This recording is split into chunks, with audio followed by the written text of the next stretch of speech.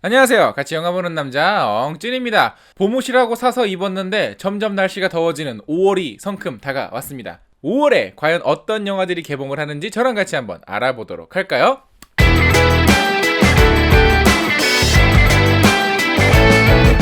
5월 4일에는요. 탐정 홍길동 사라진 마을이 개봉을 합니다. 불법 흥신소 활빈당의 홍길동이 어떤 사람을 찾다가 음습한 비밀에 접근하게 되고 악당들과 싸우는 신시티 스타일의 범죄, 스릴러, 서스펜스 영화입니다. 이 동사무소 가면 언제나 만날 수 있는 이 홍길동이라고 하는 주인공이 영화로도 만들어졌어요. 그런데 글쎄요, 원작에서 어떤 설정들을 차용을 해왔는지는 모르겠습니다. 그냥 단지 이 이름만 빌려온 것인지 아니면 원작의 어떤 숨겨진 정서들을 가지고 왔는지 그거는 조금 궁금하긴 하고요.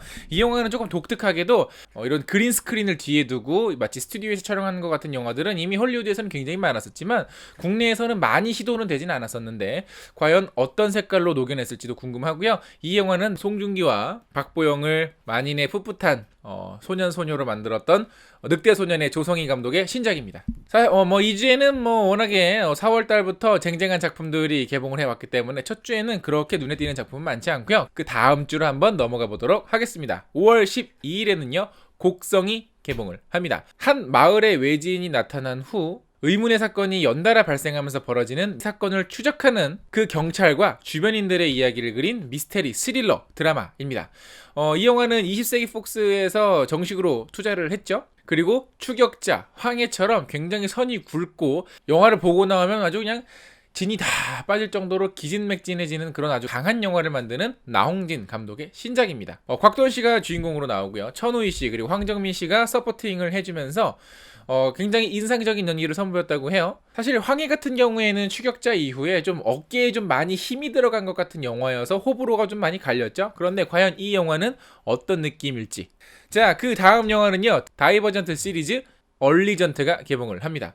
아무도 기대하진 않았지만 시리즈작이라서 마지못해 시리즈의 완결 작품을 찍어야 되는 그 영화가 드디어 완결이 된다고 하네요. 가상의 미래에 선택받은 존재가 인류를 구원하기 위해서 어떤 저항하면서 싸운다는 이야기의 내용인데 이건 매트릭스인가? 스케일은 갈수록 커졌고요. 사실 이 영화에 등장하는 배우들도 그렇게 격이 떨어지는 배우분들은 사실 아니세요. 그런데 헝거 게임이라든지 이런 어떤 티네이저 노블의 어떤 그 영화화의 인기에 사실 등을 업고 나온 작품이라서 그렇게까지 팬들은 없고요. 사실 원작조차도 이 완성도 부분에서는 사실 좀 많은 안 좋은 평이 있더라고요.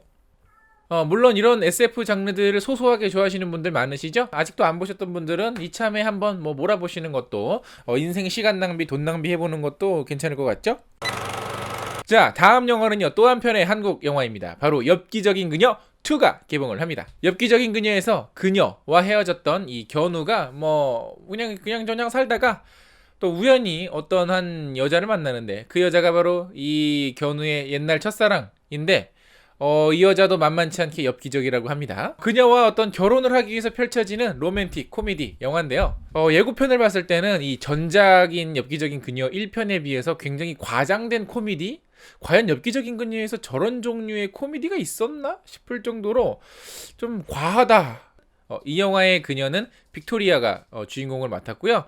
사실 이 중국 시장을 겨냥으로 만든 작품이기 때문에 중국 배우들도 좀 나오고 그렇다고 합니다. 그래서 그냥 느낌으로는 약간 이 조폭 마누라랑 견우가 만난 느낌. 자, 그럼 그 다음 주로 한번 넘어가 보겠습니다. 5월 19일에는요 개춘 할망이 개봉을 합니다. 과거에 잃어버렸던 손주를 다시 만난 이 개춘 할망이 같이 모여 살면서 서로를 이해하게 되는 과정을 들인 휴먼 드라마입니다. 근데 이제 이번에는 반대로 이 할망이 정신을 잃으면서 오히려 손주가 이번에는 할망을 잃게 되는데요. 전형적인 선 코미디 후 신파의 전형적인 한국형 신파극이라고 보면 될 것 같습니다. 그런데 이 영화에 제가 좋아하는 배우분들이 다 나오세요. 김고은 씨도 그렇고 윤여정 선생님도 그렇고 제가 사실 되게 좋아하는 배우분들이라서 내용은 모릅니다만은 흐름은 뻔하죠. 사실 이런 드라마들 좋아하시는 분들이 제법 되세요. 그래서 잔잔한 어떤 감동이 있는 그런 영화가 될 것 같은데, 그리고 또 요맘때 요런 이제 뻔한 장르의 어떤 이 드라마 영화들이 한 편 정도는 나와줘야 뭔가 이제 구색이 좀 맞는 그런 기분이 좀 들거든요. 안 나오면 섭섭해. 자, 다음 영화는요, 싱 스트리트입니다. 학교에서 만나서 첫눈에 반한 예쁜 여자를 위해 사실 밴드도 하지 않는 한 아이가 나 사실 밴드 해, 너 나랑 뮤직비디오 찍자 이러면서 급하게 밴드를 결성해 음악을 만들어 나간다는 이야기의 음악 영화인데요. 이 영화의 감독은 무려 원스 그리고 비긴 어게인의 존 카니 작품입니다. 이 감독님은 자기가 어떤 장르의 영화를 만드시는 분이다, 색깔을 굉장히 확실하게 하고 계신 분이죠. 아이들이 옹기종기 모여서 점점 발전하는 어떤 이 밴드의 모습을 구경하는 재미도 있을 것 같고, 또 이제 시대가 과거인지라 약간 듀란듀란 뭐 이런 풍의 느낌, 이런 풍의 음악들이 굉장히 많이 깔려서 음악을 좋아하시는 분들이고 비긴 어게인을 재밌게 보신 분들이라면 뭐 이 영화도 최소 기본빵 이상은 하는 음악 영화가 되지 않을까 싶습니다. 자, 다음 영화는요, 앵그리버드 더 무비가 개봉을 합니다. 사실 저는 이게 만든다고 한 지가 꽤 됐고요. 예고편도 정말 오래전부터 공개를 해서 저는 이미 개봉하고 내려간 줄 알았어요. 그 정도로 지긋지긋하게 만들고 있는 영화인데 드디어 개봉을 합니다. 핀란드의 효자 캐릭터이자 스마트폰을 사면 누구나 한 번쯤은 깔아본다는 바로 그 게임 앵그리버드를 원작으로 한 영화인데요.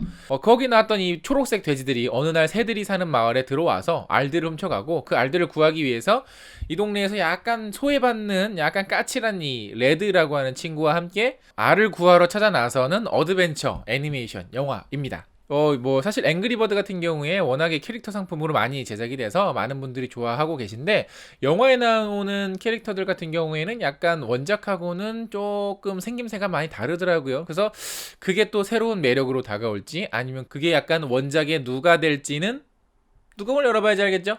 자, 다음 영화는 하드코어 헨리가 개봉을 합니다. 자, 이 영화는요 굉장히 독특한 영화인데요. 일단 이 영화는 1인칭 시점으로만 진행되는 영화입니다. 뭐 1인칭 시점 많았죠. 뭐 블레어 H부터 시작해서 뭐 클로버필드 이런 등등의 영화가 있는데, 그거는 카메라를 들고 있는 설정이다라는 게 누구나 다 알 수 있잖아요. 근데 이 영화는 그냥 이 주인공의 눈이 관객의 시점이에요. 그리고 굉장히 스턴트가 많은 액션으로 가득 찬 영화라고 합니다. 그래서 마치 예고편을 보고 있으면 FPS 게임을 보는 것 같은 느낌을 주는 아주 독특하고 거친 스타일의 영화인데요.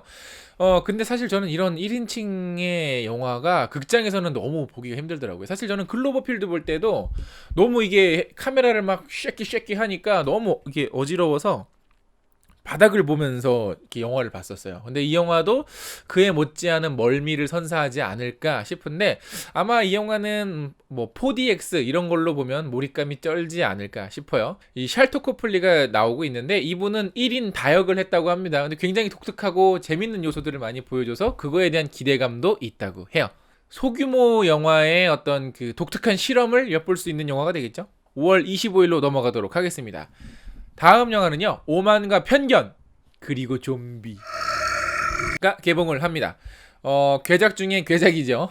과연 이걸 극장에서 얼마나 많은 분들이 보실지는 모르겠습니다만은 약간 그 링컨 뱀파이어 헌터 막 이런 느낌인데, 오만과 편견이라는 이 위대한 걸작 속에 좀비가 나타나서 뭐 신명나게 이 좀비랑 한바탕 싸운다는 이야기의 뭐 컬트, 뭐 호러 이런 영화인데요. 근데 재밌는 거는 이것도 원작이 있는 거예요. 심지어 국내에도 이 책이 정식 출간됐습니다. 고전 원작에 좀비 아포칼립스물을 섞은 아주 독특한 설정의 영화인데, 글쎄 뭐 또 영화가요, 또 배우분들도 뭐 괜찮은 분들이 나오시더라고요. 자, 그 다음 날인데요, 5월 26일에는요 미스터 홈즈가 개봉을 합니다. 나이를 먹고 한적한 시골에서 이제 말년을 보내고 있는 늙은 셜록 홈즈에게 인생 마지막 사건을 맡게 되면서 벌어지는 잔잔한 감동 드라마 그리고 서스펜스 드라마인데요. 또 거기다가 홈즈가 이제 나이가 좀 드셨다 보니까 옛날의 기억을 조금씩 잊어가고 있고요.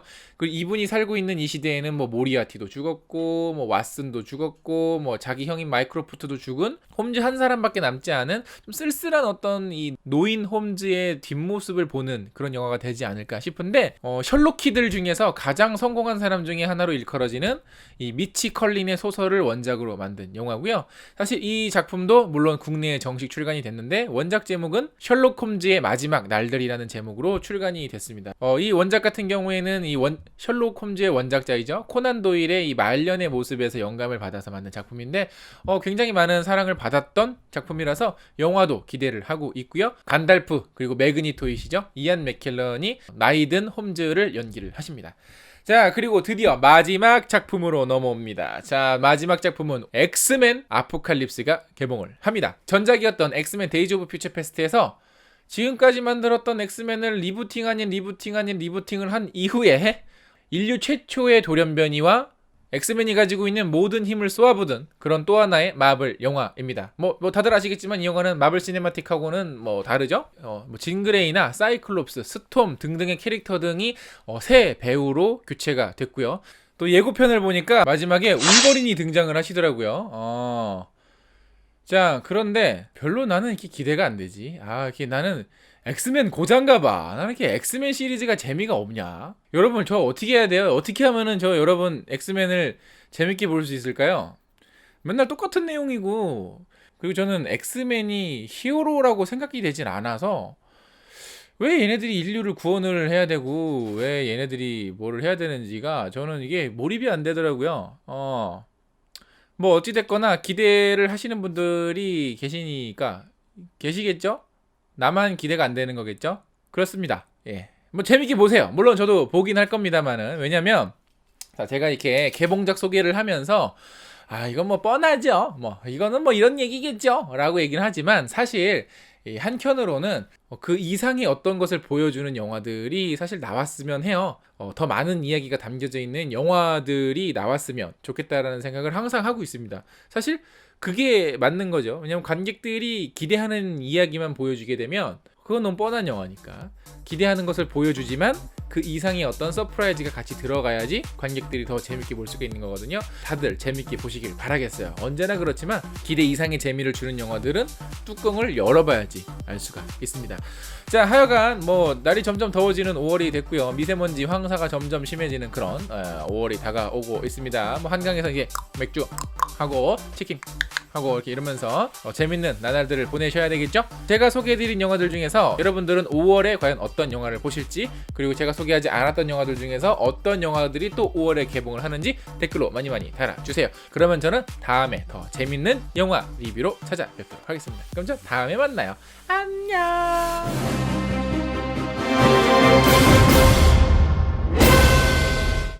얘는 키티다.